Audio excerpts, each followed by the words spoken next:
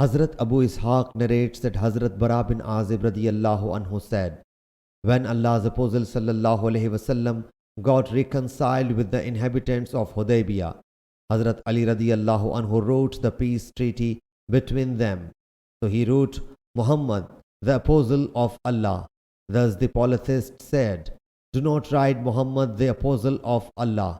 If you had been an apostle, why would we have fought with you? He sallallahu alaihi wasallam commanded Hazrat Ali to erase it. Hazrat Ali submitted, I cannot erase it.